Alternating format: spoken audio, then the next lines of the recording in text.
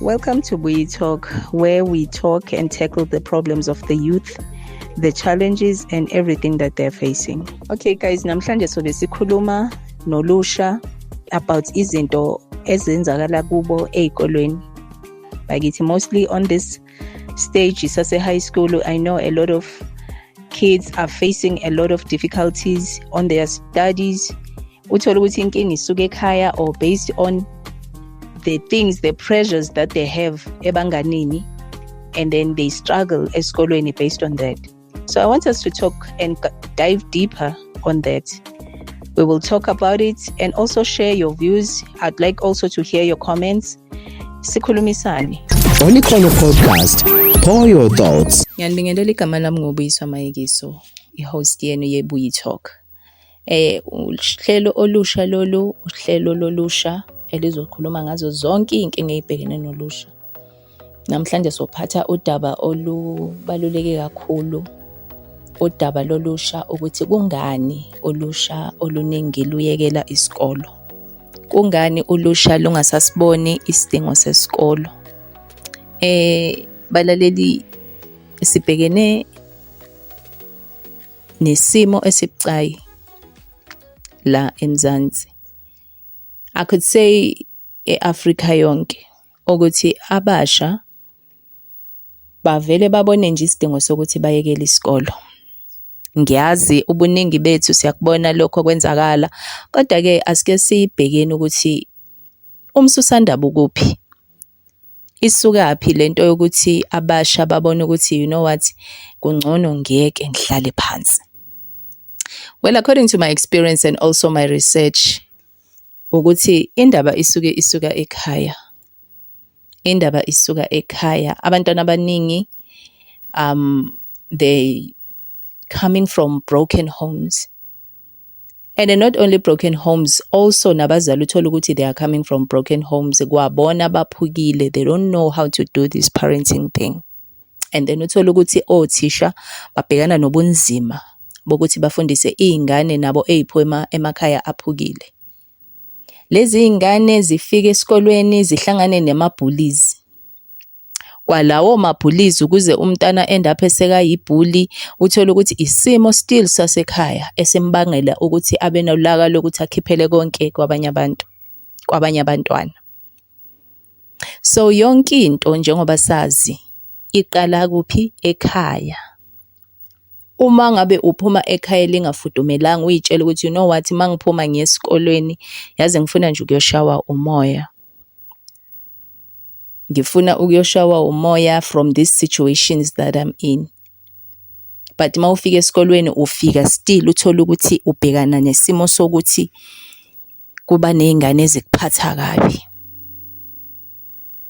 On the side yamabhullies, umntwana ukhuliswa abazali abahlukumezanayo bona selves, bahlukumeze naye emotionally and sometimes physically. Naye yiyo kuphela ilanguage ayaziyo ayibonayo ukuthi iyasebenza. Makafika naye wenza kwabanye abantwana lokho. How do we fix this as a country? Because of labantwana bayikusasa.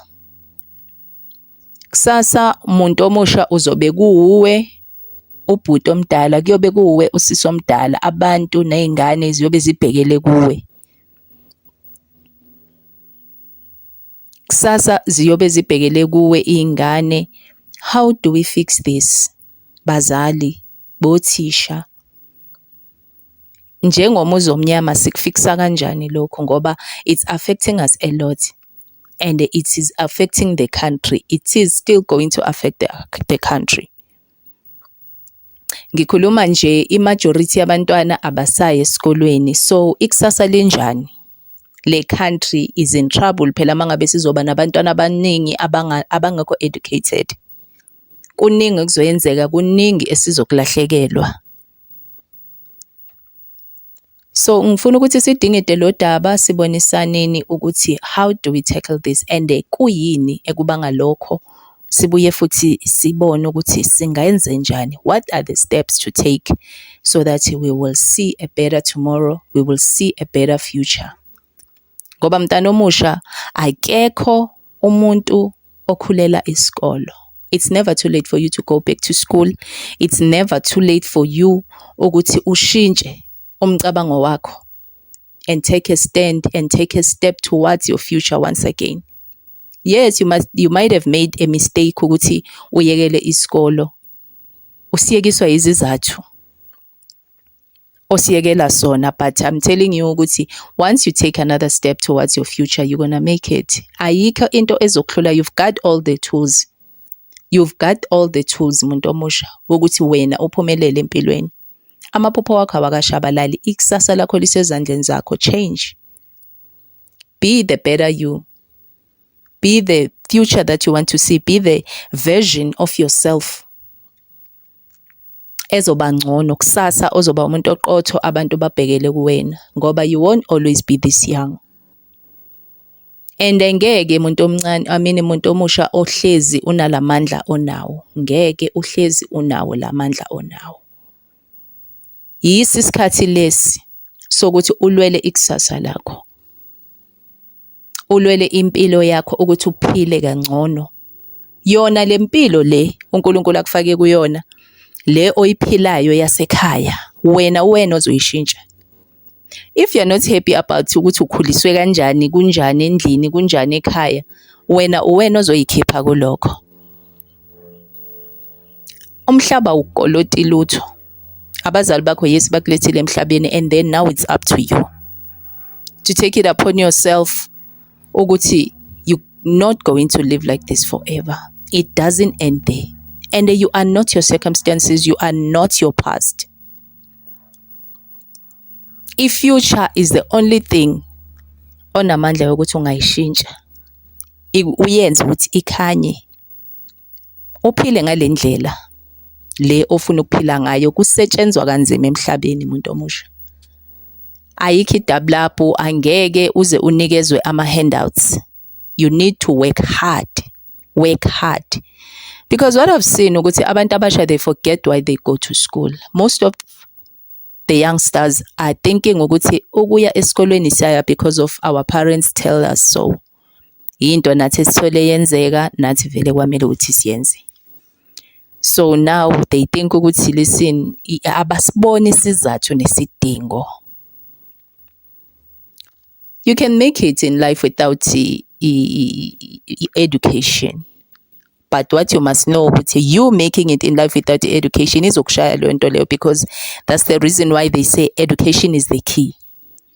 You cannot do anything in this life without a backup your education, no matter what it is. Noma ungaze wena uNkulunkulu akunikeza italent lokuthi ube yi-artist or italent lokuthi ukwazi ukucula, you still need education, because of everything is in black and white. You must always have a backup, your education, because if not so, even that talent abantu bazokuroba kulo lona lelo talent lakho oyitshela ukuthi uNkulunkulu ukunikeze lona, or vele uNkulunkulu asuke kunikeze lona. So you need ukuthi all the time uzinikeze i-backup ye education. I-education is the first step towards success. And then ke manje it is your own ability nokuyimisela nokuhlonipha umsebenzi lo osuke ufundele, lo osuke vele ufuna ukuyenza i-career. Abantu abaphumelelayo umuntu omusha emhlabeni bonke bane backup ye education. Abantu abaphumelele bonke, abantu abaphumelele bane story esinzima baye babhekana naso ukuze bafike la bafike khona. So what I'm trying to say to you muntu omusha, ukuyekela isikolo is not a solution. It's far from being a solution. It's not gonna groom you and make you a better person ngelinye ilanga. And no matter how much you cry and mhlawumbe ube so sizini and wait, listen, there is nothing ezoshintsha. The only change that will happen is when you take a step. Phuma kuloyo mgodi muntu omusha and start working towards your future. Go back to school. Go back to school. You are more than capable of being anything that you want to be. La emhlabeni, you are more than capable. You are more than capable. Ngicela ukuthi wena mlalelo ongizwayo umuntu omusha ucabange kabanzi ngekusasa lakho. Ngoba you won't always be this young. You will never be always be this young. Uyakhula. Kusasa uzoba umzali. Kusasa uzoba ubhuti. Tomorrow people are going to be looking up to you. And wena ufuna ukuthi ushiye yiphi mark la emhlabeni. You know that saying that says ukuthi we only live once. Indeed. La emhlabeni asiselanga ukuthi sizo give up and sit and then we die. No. Ungafuni ukuhamba emhlabeni ungasilutho. Wena ungazange uzame ulwe. You need to fight. Kuyaliwa. This is a war zone. You need to fight by everything and all your might. Because otherwise you're not gonna make it. You're not gonna rub your shoulders with the things that, with the people that God actually created you to rub shoulders with. Do not limit yourself. Isimo sakini ngeke size sikwazi ukuthi sikulimite. You are bigger than that. There is a purpose that brought you to this world. Iba nephushi lo yamlilo ocimile kuwo ungicela ukuthi ngiyawuvuselela ngawo lo mzuzu. Lo yamlilo mawuvuthe futhi uvuthe ukudlula kwasekuqaleni ilwa. Don't allow isimo sakini sigrobe of your bright future. Do not allow that. Do not give yourself every reason not to stand up. Ngiyazi ukuthi emakhaya akukho lula esikhathini esiningi. Ngiyazi ukuthi akukho lula ukuthi uye esikolweni ungenalutho lokudla, ungenalutho lokugqoka. Abanye benu I know ukuthi uthola ukuthi abangani benu bane-uniform eziphelele, i-school bag eziphelele, uthola umuntu akanayo ne-school bag. Sona leso simo masikube yisona esikunikeza amandla. Makube yisona esikwenza ukuthi uvele wenze kakhulu umuntu omusha. Leso simo doesn't last forever. And wena kuphela osemandleni ukuthi usishintshe leso simo. Ukwazi ukuthi wenze kwenzeke. Umama wakho or ubaba wakho, abazali bakho bayidlalile indima yabo to a certain level. And now it's your turn to fight by all might and by all means. And some of you nisemakhaya na right. Konke nje kwikhaya kufudumele, bazama ngazo zonke indlela abazali ukuthi bakunikeze yonke into oyifunayo. And yet still niyaphuma esandleni. I know ukuthi it's not all about imali or ukubanda wasendlini. It's a emotional checkout. I need to hear your comments. I need to know from you guys ukuthi yini enidlayo so that sizokwazi ukuthi sisizane, because ngifuna ukunibona ni abantu abasha abaqotho abaphumelelayo kuyo yonke into abayenzayo. I know ukuthi some of you are facing emotional things. Abanye abantu abangeke baze bakwazi ukuzi-understand. Zifundise ke umuntu omusha ukuthi ungadliwa yinto wedwa. Uhlale nje into ikudle ube wedwa, bottle things inside. No. Find somebody you trust. Find somebody you trust. Talk. Keep her into ekudlayo ngaphakathi. Just like a bird. Mawuyiyekela lihamba. Umuntu omusha ungakhohlwa ukuyinakekela, ukhumbule ukuthi ubalulekile. Ungalilahli iphupho lakho, ungalilahli ithemba, kuzolunga. Cela ukuthi niyinakekele. Keep safe guys. It's winter and keep warm. Ningaguli, kumele niye esikolweni. Buyelani ezikolweni bantwana bakithi, nizobona konke kuzolunga. Remember guys to follow us, comment, nisifonele kuzo zonke izinkundla zokuxhumana, ku Facebook. We are on YouTube as well.